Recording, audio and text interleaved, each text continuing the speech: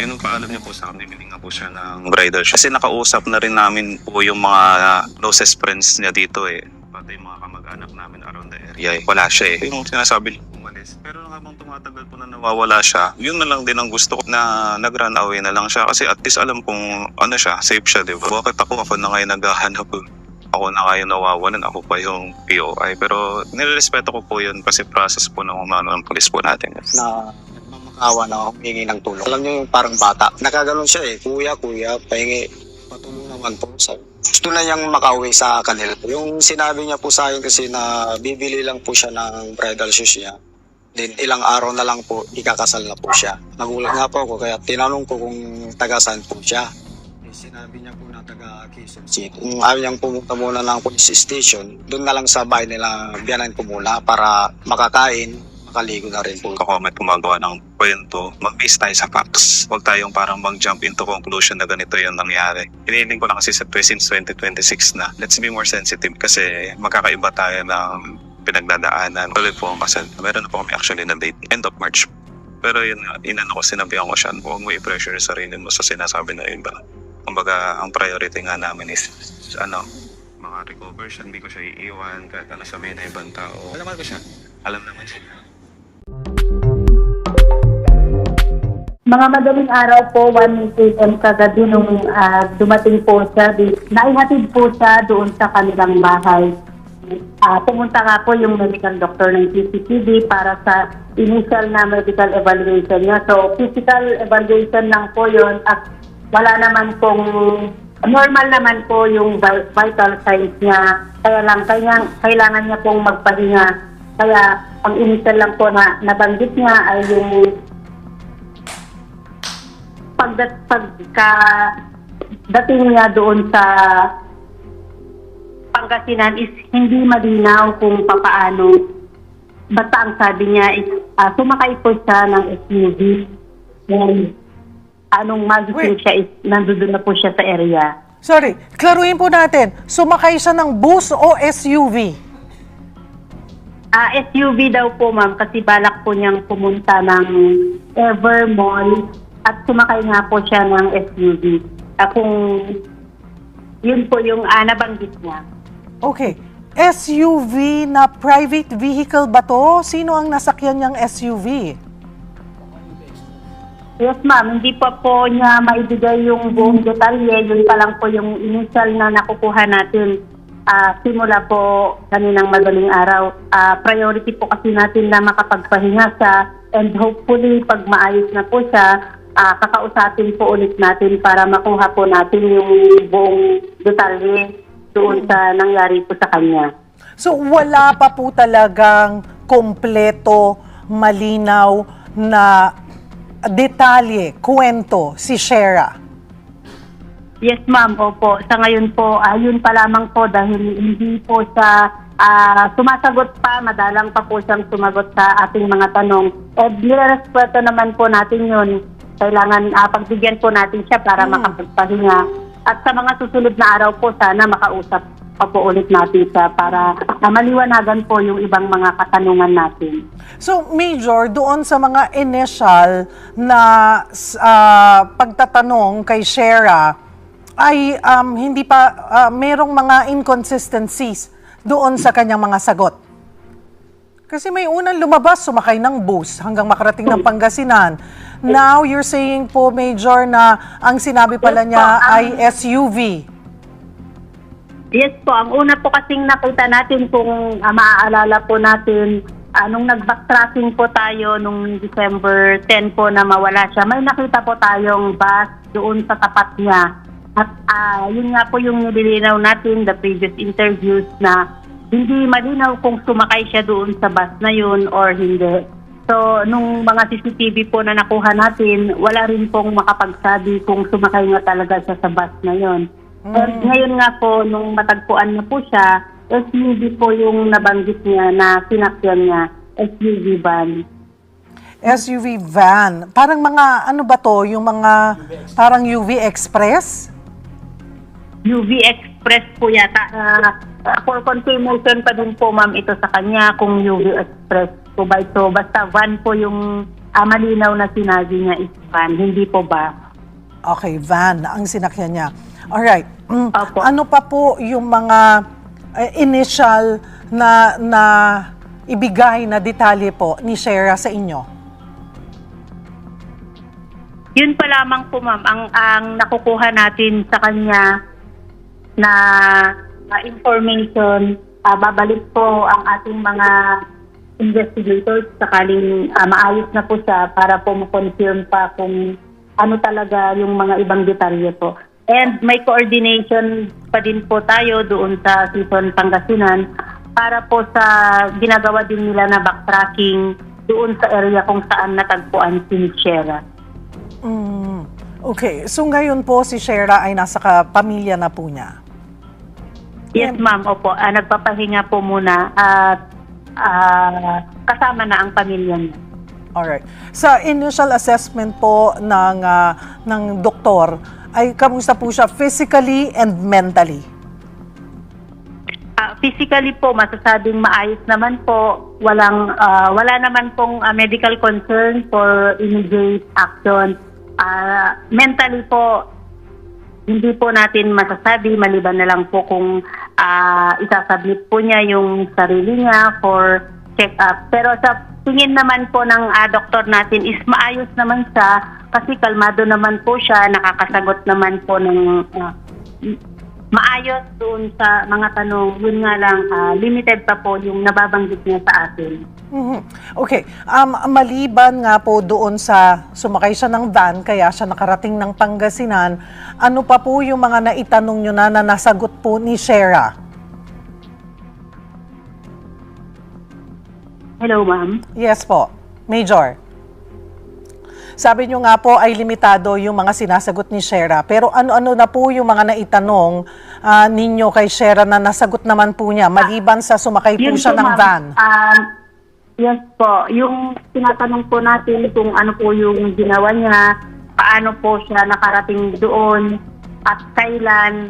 Ang sagot lamang po niya sa atin is naglalakad-lakad lang daw siya. Usually daw po is madaling araw siyang naglalakad. Yun, hindi pa rin po klaro kung kailan siya nagsimulang maglakad at saan po siya nanggaling. Hindi pa rin natin. Kaya ang backtracking po din natin, kailangan din po natin ng mga CCTV sakaling meron po tayong makuha kung saan nga siya nakarating po bago siya matagpuan sa hapon. Naitanong niyo ho ba, nakapagbigay ba siya ng impormasyon? Kasi December 10 siya nawala. Ngayon lang December 29 siya. Nung December 29 lang siya tumawag sa kanyang pamilya. Paano siya kumakain? Saan siya natutulog? Doon sa 2 linggong yun. Yes po, ma'am. Pero wala pa po tayong kasagutan. Ang nasabi lang po niya is hindi siya nakakakain. Usually tubig lang daw po yung nagiging intake niya nung mga nakaraang araw. Kaya po nakita na parang may septic ulcer po siya. Yun po siguro dahil sinabi nga niya na hindi siya nakakakain ng solid food the past day. Kundi tubig lang po. Kaya siguro yun din yung isa sa mga dahilan kung bakit parang nanghihina siya. Ano po ang kwento initial na nakuha niyong detalye mula naman sa kwento noong rider na nakakita po sa kanya? Yun po ang kwento naman niya is papunta po siya ng trabaho niya nung mapansin niya, lumapit sa kanya si Miss Shera at nagpapatulong. Binanggit nga daw po niya yung pangalan niya at nung ma-verify po nitong rider na siya nga yung viral na nawawala ng bride-to-be, yun po, tinawagan nila yung number na nakalagay doon. Kaya si Mark po yung nakausap nila. And yun po yung sumunod doon is nai-report naman ni Mark sa CCTV. Kaya pinuntahan po siya. Okay. So it wasn't Shera who asked na ang tawagan ay si Mark or kung sino mang family members. Binase na lamang doon sa mga detalye ng na nawawala nga. Yung detalyeng pwedeng tawagan kapag may nakakita kay Shera. Yes, ma'am. Nabanggit naman daw po ni Shera na yung pangalan niya and nabanggit din daw po niya na gusto niyang kumontak sa family niya at saka kay Mark, yung fiancé niya. Kaya nung i-verify nga po nitong rider, nandoon nga po yung number kaya po natawagan nila si Mark. Mayroon pong pabuya doon po sa makakakita kay Shera. Umabot po ng 150,000. Does this mean po na mapupunta po ito dito doon sa tumulong na rider? Yan po ma'am is yung reward po kasi is from the family po and parang may concerned citizen. So parang baka mag-uusap na po itong si rider na nakatagpo at saka nitong family. Kasi ang nakalagay naman po doon is reward po yun kung sino talaga ang makakapagturo. So between the family na po yun at saka yung nakatagpo sa kanya kay Miss Shera. Pero tumutulong po ba kayo na para magkaroon po ng ugnayan nga itong rider na nakakita kay Shera or tumulong kay Shera doon po sa pamilya? Yes po, opo. May contact naman po tayo at saka may contact din po itong rider na to doon sa Season Police Station. Ano po ang iba pang detalye na ibinigay ng rider nung natagpuan or nung humingi po ng tulong sa kanya si Shera? Ano po ang kanyang kwento? Ano ang itsura daw ni Shera? Ano daw ang state of mind ni Shera? May mga ganun po ba natanong sa rider?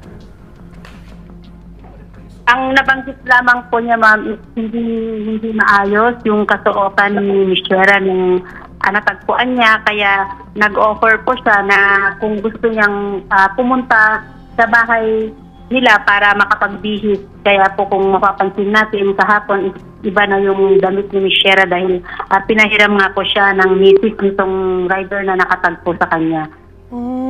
Okay. So yung rider, kinuha si Shera, dinala sa kanilang bahay, pinaliguan, binihisan, at saka tinurn over po sa authorities. Yes po, opo. Okay. Ano ho daw ang kwento? Parang nagtagal ba sa kanila or same day, binigay na nila? May mga napag-usapan daw ba sila ni Shera? Parang hindi na po nagtagal ma'am kasi pagkatapos yata nilang bihisan is nag-report na po sila sa Season Police Station, kaya may mga pumunta na rin po nakapulisan sa kanila and nakipag-coordinate na sila sa CCPD, kaya pagdating po doon ng CCPD, inayos na po nila yung pagbabalik po nila dito kahapon, kagabi po. Major, sinasabing hindi raw ito yung unang beses na nawala si Shera. Kinonfirm po ba ito ng pamilya niya? Actually po, ang nag-confirm po yan is yung best friend po niya, yung bride, maid of honor to be nila. Siya yung nagsabi doon sa kanyang statement na hindi po ito yung una dahil one time daw po na masama ang loob nitong si Miss Shera is umalis din siya ng isang araw nang walang paalam. Okay, pero that was just one day na nawala. Tama Yes po ba? Po. Tapos, Opo, yun po yung nabanggit niya.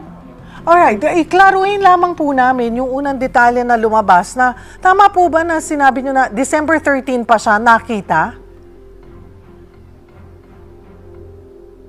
Wala po tayong binigay na date ma'am kasi wala pa pong nakalagay doon kung kailan siya nakita. Although simula nung December 11, may mga infos na kung saan siya nakikita pero upon verification po, negative siya. Kahapon lang po yung information na nung puntahan is nag-positive na siya na po talaga yun. So, December 29 talaga. December 29 siya Opo, talaga ma'am. nakita. Yesterday po lang Yes talaga. po. Mhm. Opo ma'am, opo. Sa initial assessment, may nakikita bang indikasyon ang pulisya na may kinalaman ang mental or emotional stress sa kanya pong pagkawala? Sa ngayon ma'am, wala pa po tayong makikita. Hindi pa rin natin yan makonclude unless magkakaroon ng test si Miss Shera. Pero since ang priority naman po ng family niya ngayon is yung safety niya, na nakabalik po siya, naligtas, aantayin po natin kung ano yung magiging next na decision po nila. Okay. Ano po ang huling pakikipag-usap natin sa pamilya, coordination? Dahil you want, pag po ba sinabi ng pamilya na ayaw na namin, okay na kami, gusto na lang namin ng katahimikan, hindi na namin kailangan ang assistance ng police, yun po ang kasong yun ay bibitawan nyo na po?